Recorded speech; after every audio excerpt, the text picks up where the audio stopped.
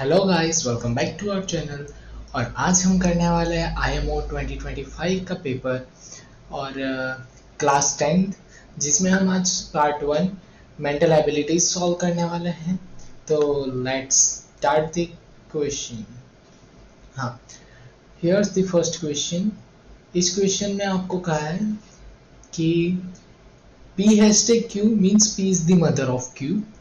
P alpha Q means P is the husband of Q. P star Q means P is the wife of Q, and P divide Q means P is the son of Q. अब आपको पूछा है कि W is related to Z how. तो W Z से कैसे related है वो बताना है, और आपको ये एक एक्सप्रेशन दिया है W star X divide V alpha Y hashtag Z। Okay, तो पहले से हम शुरू करते हैं कि W स्टार X मतलब कि W is the wife of X। तो W और वाइफ है तो इस पे पॉजिटिव का सिंबल लगा देते हैं, wife of X। X male है तो उन पे नेगेटिव का सिंबल लगा देते हैं। Then W is the wife of X। Then X is divide V मतलब कि X is the son of Q, sorry X is the son of V। तो यहाँ से ऐसे एरो, ये V, X is the son of V। अब V यहाँ पर मेल या फीमेल कुछ भी हो सकता है। आगे पढ़ते हैं। V अल्फा, एक सेकेंड ऊपर वाली लाइन रफ कर देते हैं अपन।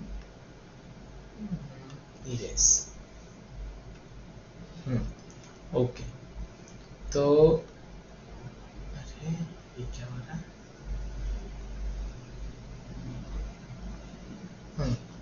तो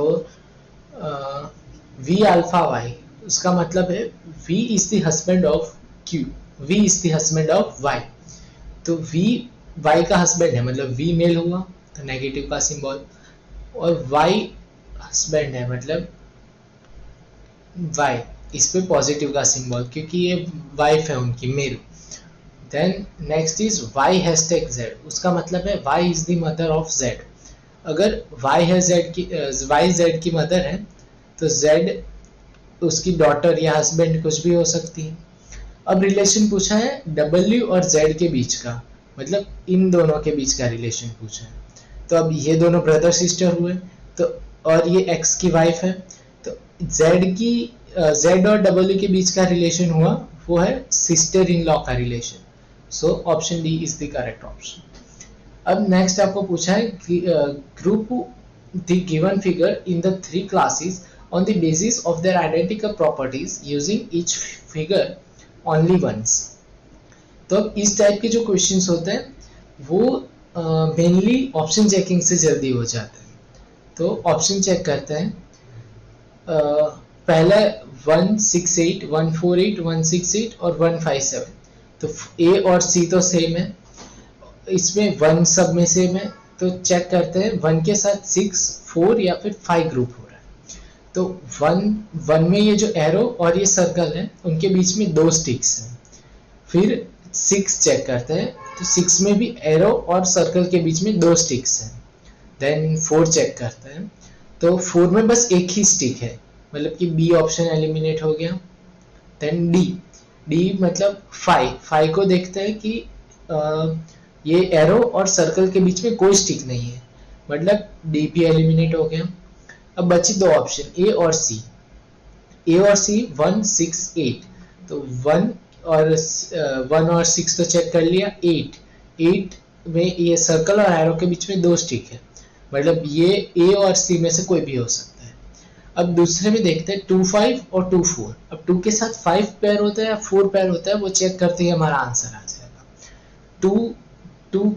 2 में ये सर्कल और एरो के बीच में एक स्टिक है, 5 में एक भी स्टिक नहीं है, मतलब ऑप्शन नंबर ए एलिमिनेट हो गया। ऑप्शन सी हमारा करेक्ट आंसर है। Let's move on to the next question. अब इसमें आपको बोला है, हमें यहाँ एक वेन डायग्राम दिया है जिसमें सर्कल जो मेट्रोपॉलिटन सिटी को रिप्रेजेंट करता है, रेक्टेंगल सिटीज विथ मेट्रो को रिप्रेजेंट करता है, देन स्क्वायर है वो सिटीज विथ एयरपोर्ट रिप्रेजेंट करता है, और ट्राइंगल है वो सिटीज विथ बीचेस रिप्रेजेंट करता है। और हमें ऐसी एक सिटी बतानी है जो कि मेट्रोपॉलिटन सिटी हो, उनमें उसमें मेट्रो ट्रेन हो, एयरपोर्ट हो, पर बीचेस ना हो। बीचेस मतलब कि ट्राइंगल। तो हमें पहले तो ये जो ऑप्शंस ट्राइंगल के अंदर है वो एलिमिनेट हो गए क्योंकि बीचेस नहीं चाहिए, तो बचे ये सारे ऑप्शंस। इनमें से सिर्फ टी अकेला ऐसा है जो कि इन तीनों में आता है, जिसमें मेट्रोपॉलिटन सिटी भी है, देन मेट्रो ट्रेन भी है और एयरपोर्ट भी है। तो T is your correct answer. Let's move on to the fourth question. अब इसमें फोर्थ क्वेश्चन में आपको कहा है कि एक क्यूब था जिसके सारे फेसेस को पेंट किया और देन उसे 27 इक्वल पीसेस में कट कर दिया। मतलब कि 27 इक्वल पीसेस में कट किया तो उसका वॉल्यूम 27 है, तो जो एक साइड होगी वो 3 होगी। तो एक साइड को हमने ऐसे, ये स्क्वायर है, उसकी एक साइड 3 से बनी हुई है, मतलब कि ये 3:3 मतलब 9 का स्क्वायर होगा। अब इसमें बोला है हमें इतने ऐसे कितने स्क्वायर्स होंगे जिसमें एटलीस्ट 2 साइड्स पेंटेड है। तो 1 2 3 4 5 6 7 और 8, ये 8 हो गए। अब अगर आप इमेजिन कर सकते हो तो 8 ऐसे यहाँ पीछे भी होंगे, और ये जो यहाँ बीच में इन दोनों को जो कनेक्ट कर रही है उसमें एक यहाँ पर और एक ये 3 रोज होंगे, उसमें एक ये वाली रो और ये वाले रो तो काउंट हो गई, पर ये बीच वाली रो में जो ऊपर वाला और ये नीचे वाली रो में जो बीच वाला है वो 2 काउंट करने रह गए। तो 1 2 3 और 4 ऐसे 4 ब्लॉक्स होंगे, ये 2 इस साइड और 2 इस साइड। तो 4 8 इधर 8 पीछे, मतलब 8 प्लस 8 प्लस 4, तो ये आपका हो गया 20। Option B 20 is the correct answer. अब फिफ्थ क्वेश्चन की ओर बढ़ते हैं। फिफ्थ क्वेश्चन में बोला है n is 5 kilometre in south of l। n जो है वो l के 5 किलोमीटर साउथ में है।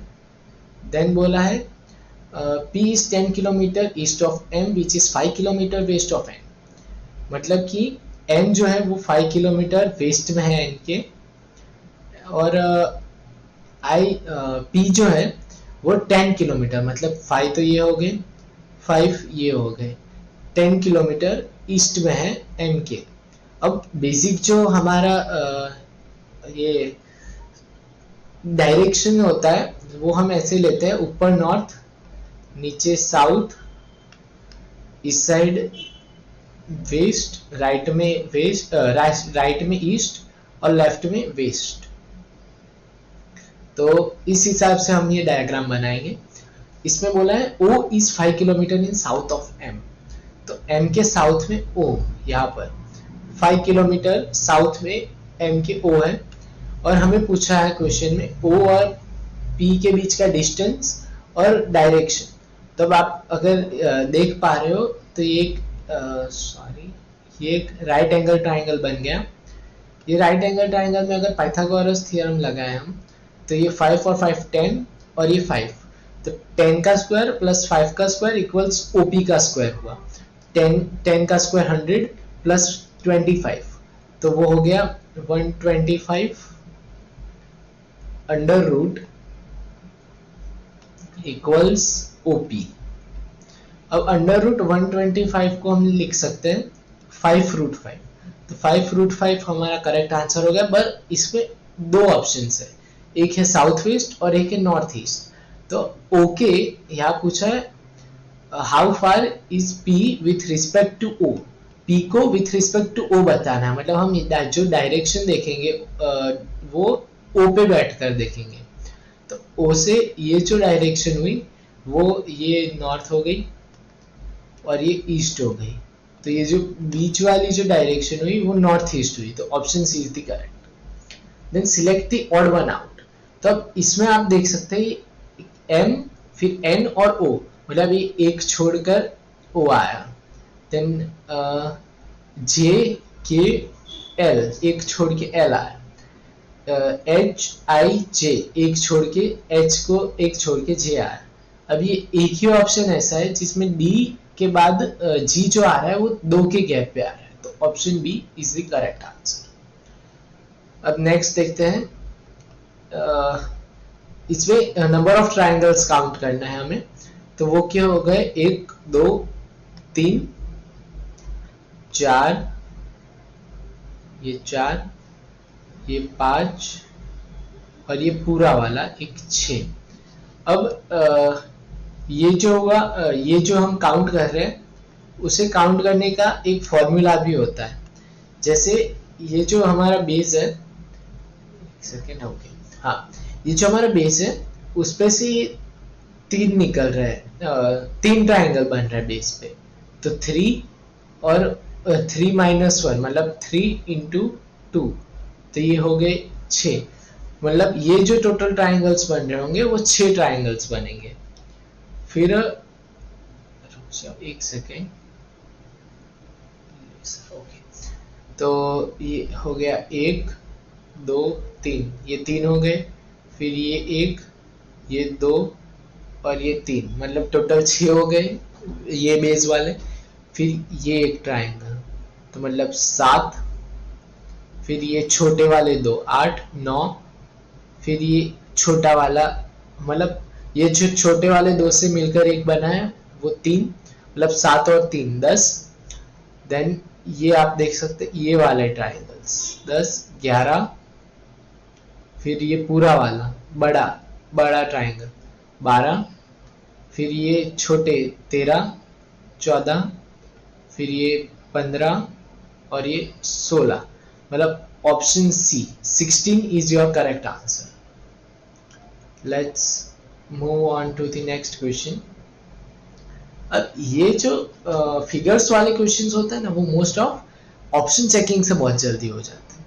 तो आप ये देख सकते हैं इसमें स्टार, वो स्टार नीचे आया है नेक्स्ट फिगर में, तो हाँ, ये जो स्टार है वो नीचे आ रहा है नेक्स्ट फिगर में, ये सर्कल है वो नेक्स्ट फिगर में यहाँ नीचे जा रहा है, और ये जो ट्राइंगल है वो यहाँ से कॉर्नर शिफ्ट हुआ है, यहाँ कॉर्नर शिफ्ट होकर यहाँ पहुंच गया है।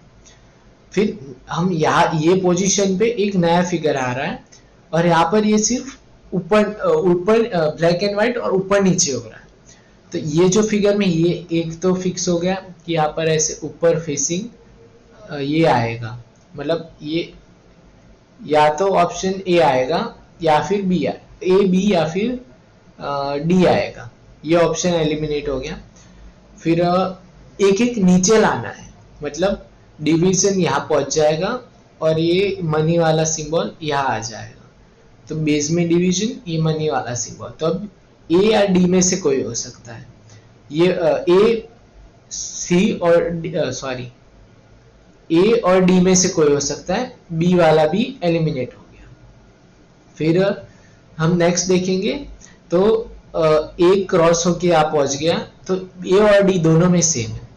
अब मेन चीज यहाँ आती है कि आप अगर इन तीनों में नोटिस करोगे, तीनों में एक नई फिगर आई है, ये तीनों में एक नई फिगर आ रही है जो कि इस बॉक्स में पहले है ही नहीं।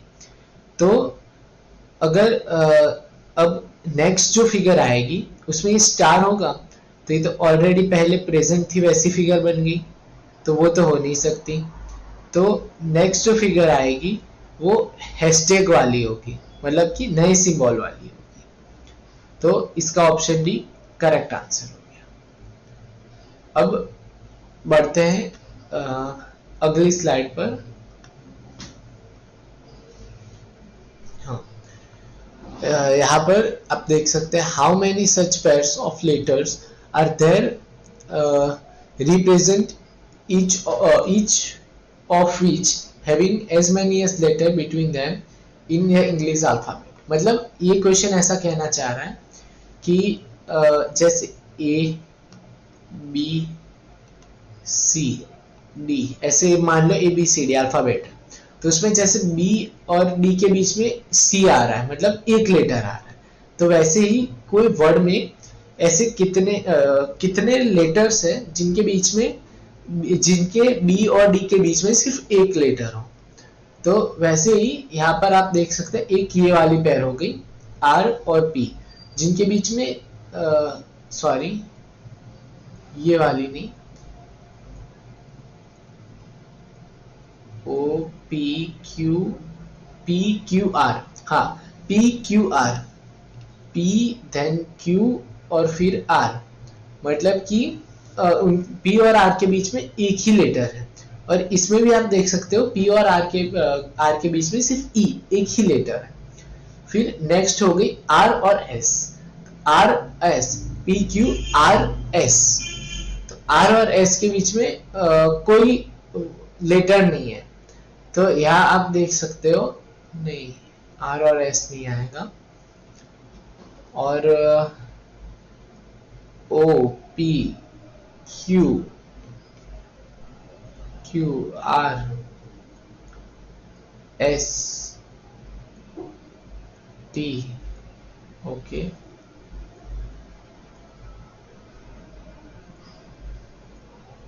P Q R S, P Q R S, okay ये आ गई, पी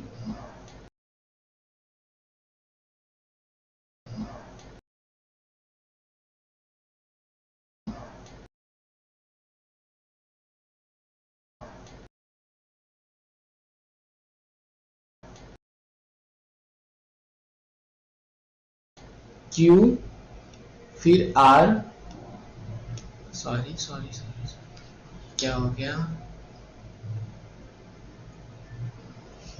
ये आ गया, पी क्यू आर एस, मतलब पी क्यू आर एस के बीच में, पी और एस के बीच में यहाँ दो लेटर है, और यहाँ पर भी आप देख सकते हो पी और एस के बीच में आर और ई दो ही लेटर है, मतलब ऑप्शन ए 2 आपका करेक्ट हो गया। फिर आपको वाटर इमेज पूछी है, यहाँ बच्चे बहुत गलती करते हैं कि वाटर इमेज और मिरर इमेज, मिरर इमेज मतलब इस साइड इमेज बनानी होती है आपको, और वाटर इमेज जो कि इस क्वेश्चन में पूछा गया, उसका मतलब होता है कि आपको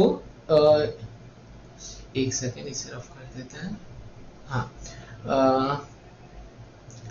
वाटर इमेज मतलब आपको यहाँ नीचे से इमेज बनानी होती है, तो उसमें आप देख सकते हो कि पहले सर्कल, फिर अगर नीचे से इमेज बना रहे हो ये सर्कल, फिर ये जो होगा वो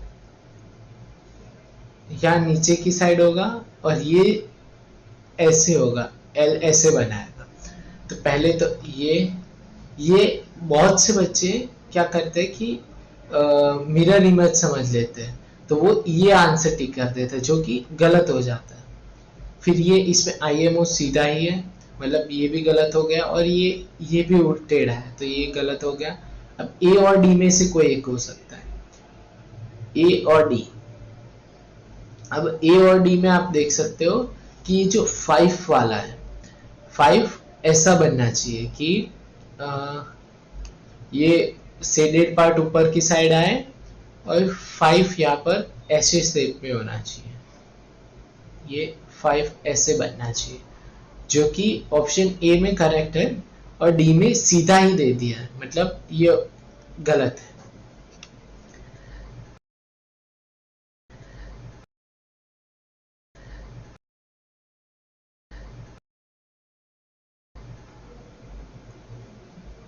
अब नेक्स्ट क्वेश्चन, इसमें बोला है कि 8 friends KLMNOP Q are sitting around a square table. तो पहले तो एक स्क्वायर टेबल बना लेते हैं, उसके अराउंड ये लोग बैठे हैं, facing the table, not necessary in same order and equidistant from each other. 4 of them are sitting in the middle of the sides of the table and remaining 4 at the corner of the table. मतलब 4 लोग यहाँ पर ऐसे centre में बैठ रहे हैं, और 4 लोग कॉर्नर में बैठेंगे, 8 लोग इस तरीके से बैठ रहे हैं। फिर इसमें बोला है कि corner of the table, M is third to the left of Q। तो हम कोई जगह एज्यूम नहीं कर सकते, क्योंकि इसमें कॉर्नर्स और मिडल्स बोला है। तो अभी के लिए एज्यूम कर लेते हैं कि यहाँ पर Q होगा, उसके लेफ्ट में थर्ड पोजीशन पे होगा m, फर्स्ट सेकंड थर्ड यहाँ पर है m। फिर l is second to the right of q, q के राइट में सेकंड पे l है। Then o is sitting between j and m, m और j। अब j यहाँ पर भी हो सकता है, यहाँ पर भी हो सकता है, और जो o है वो इन दोनों के बीच में है, तो अभी के लिए छोड़ देते हैं। देन ये टिक कर देते हैं that o is sitting between j and m। Then k is third to the right of p, p भी बाकी है हमारा।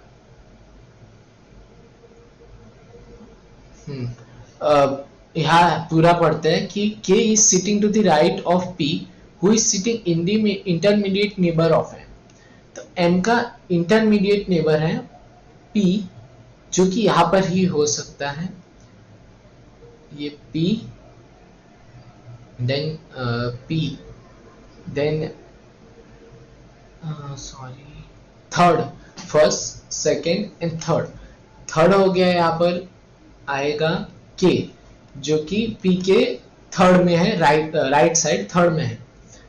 फिर अब ये जो दो बचे थे हमारे j और m, तो वो अब हमारे फिक्स हो गए कि j जो होगा वो o जो होगा वो j और m के बीच में होगा।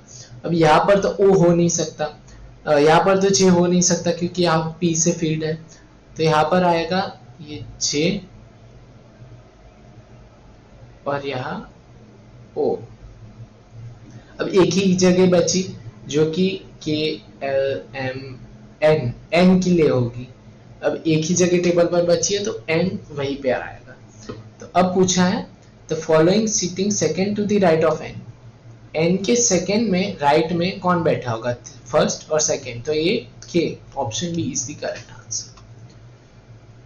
अब इसमें पूछा है कि इनमें से कौन सा करेक्ट है, तो पहले तो यहाँ पर ये एक स्क्वायर आएगा जो कि लाइट कलर का होगा, तो एक सेकंड, हाँ लाइट कलर का होगा, तो ये ऑप्शन और ये ऑप्शन तो ऐसे ही एलिमिनेट हो गया। अब देखते हैं कि एरो है तो इस साइड भी एरो बना है, तो यहाँ पर ये सर्कल वाला है तो यहाँ पर भी सर्कल वाला होना चाहिए, तो ये एरो वाला एलिमिनेट हो गया। अब n, यहाँ पर f सीधा है तो यहाँ पर f उल्टा दिया है, तो यहाँ पर n सीधा, तो यहाँ पर m उल्टा होना चाहिए, तो ये वाला भी ऑप्शन गलत हो गया और option C is the correct answer. अब 13th वाला देखते हैं, establish a similar relationship between figures. अब सिमिलर रिलेशनशिप बतानी, मतलब ये जो हमने किया, ये सेकेंड, हाँ ये वाला जो हमने क्वेश्चन किया ये भी बिल्कुल वैसा ही क्वेश्चन है कि सिमिलैरिटी दिखानी है, तो ये मैंने आपको पहले ही बताया कि ऑप्शन चेकिंग से ज़्यादा इजीली हो जाता है। तो ये सी है तो वो नीचे चला गया, तो ये जो स्टार होगा वो भी यहाँ नीचे आ जाएगा। देन ये नीचे फेसिंग ये जो था सर्कल वो यहाँ पर आ गया, तो यहाँ पर ये जो एरो है वो भी नीचे आ जाएगा, तो एक ये हो गया एक ये हो गया। ये दोनों ऑप्शन तो स्टार पहले था ही नहीं तो एलिमिनेट हो गए। अब ये दो में एरो नीचे है तो ये सही हो गए। अब डिफरेंस क्या है, तो डिफरेंस ये सर्कल में है, तो ये सर्कल जो है जैसे यहाँ पर ये ट्रायंगल था तो वो यहाँ कॉर्नर पे आ गया, सर्कल भी कॉर्नर पे आ जाएगा, पर जैसे ये ट्रायंगल उल्टा हुआ है सर्कल भी उल्टा हो जाएगा, तो ये जो ऊपर की साइड शेडेड रीजन था वो अब नीचे की साइड आ जाएगा, तो option A is the correct answer. Then अब ये क्वेश्चन थोड़ा सा इंटरेस्टिंग था, इसमें बहुत से बच्चे गलतियां कर लेते हैं। तो how many such alphabet are there in the given arrangement each of which intermediate preceding by prime number, मतलब उनके पहले प्राइम नंबर हो और फॉलोड बाय इवन नंबर। तो जल्दी जल्दी में बच्चे क्या गलतियां करते हैं, एक ये पैर हो गई 3v8, मतलब 3 प्राइम है और उसके पीछे 8 जो कि इवन है। अब ये टाइप के क्वेश्चन स्पीड में करने कैसे करने होते हैं कि जैसे प्राइम नंबर बोला है तो पहले आपको प्राइम नंबर देखना है, उसके पीछे इवन है नहीं है तो कैंसिल। फिर नेक्स्ट प्राइम ढूंढना है, तो प्राइम ये 3 हो गया, उसके पीछे इवन 8 है, मतलब ये एक पैर हो गई। फिर नेक्स्ट प्राइम कहाँ आ रहा है, ये 7 आ रहा है, तो सॉरी हाँ नेक्स्ट ये 7 आ रहा है, तो 7 के और फिर उसके तुरंत पीछे इवन नंबर है, मतलब ये और एक पेयर हो गई। अब यहाँ पर नेक्स्ट प्राइम कहाँ आ रहा है, 5J3 है, तो उसके पीछे तुरंत पीछे 4, मतलब प्राइम इवन हो गया, तो ये एक पेयर हो गई। और ऑप्शन सी टिक कर देते हैं बहुत से बच्चे, पर यहीं पर गलती हो जाती है कि बहुत से बच्चे यही गलतियां करते हैं कि वो क्या करते हैं, टू देखना रह जाता है। पर आप अगर यहाँ देखो तो ये 7K2, ये 2 भी एक प्राइम नंबर है, क्योंकि 2 के 2 ही फैक्टर होते हैं, 2 और 1, तो 2 भी एक प्राइम है, प्राइम R और पीछे 2, मतलब ये इवन भी हो गया, मतलब टोटल 4 पेयर्स है, तो option C 4 is the correct answer. Let's move on to the last question of mental abilities, जो कि है यहाँ पर। अब इसमें आपको ऐसे बोला है, पहले ये जो पेपर लिया उसे ऐसे फोल्ड किया नीचे की तरफ, फिर नीचे से ऊपर फोल्ड किया और ये कट्स लगाए। तो अब ये जो जब खोलेंगे कौन सी फिगर बनेगी, तो अगर जब इसे ऐसे नीचे की तरफ खोल रहे हैं तो ये स्क्वायर कंप्लीट हो जाएगा। अब इमेजिन करो जब ये खुलेगा, इन ये टाइप के जो क्वेश्चंस होते हैं इनमें सिंपली मिरर लगा के सोच लेना होता है। जैसे कि ये जब खुलेगा तो यहाँ पर ऐसे मिरर लगा के अगर हम सोच लें तो ये स्क्वायर बन गया। होता है इनमें सिंपली मिरर लगा के सोच लेना होता है। जैसे कि ये जब खुलेगा तो यहाँ पर ऐसे मिरर लगा के अगर हम सोच लें तो ये स्क्वायर बन गया। फिर ये ट्रायंगल है, तो ये नीचे की तरफ ट्रायंगल, ये ऊपर की तरफ ट्रायंगल, और यहाँ पर एंड में जो है सर्कल आ जाएगा ऐसे। वैसे ही ये जब ऊपर की तरफ से खोलेंगे तो यहाँ पर मिरर इमेजिन करना है, तो ये सर्कल पूरा हो जाएगा। ये मिरर है तो ऐसे बन जाएगा ट्रायंगल, यहाँ नीचे की तरफ ट्रायंगल, और यहाँ स्क्वायर आ जाएगा। तो अगर आप ऑप्शन चेक करें तो ऑप्शन डी इसका करेक्ट आंसर है। तो अब जल्दी ही मिलते हैं पार्ट 2 में, जिसमें हम मैथमेटिकल रीजनिंग कवर करेंगे। आई होप आपको आज का ये वीडियो पसंद आया है। अगर आपको ये पसंद आया तो इसे लाइक करें, शेयर करें, सब्सक्राइब करें और बेल आइकन दबाएं ताकि आपको पार्ट 2 जल्दी से जल्दी मिले। Thank you.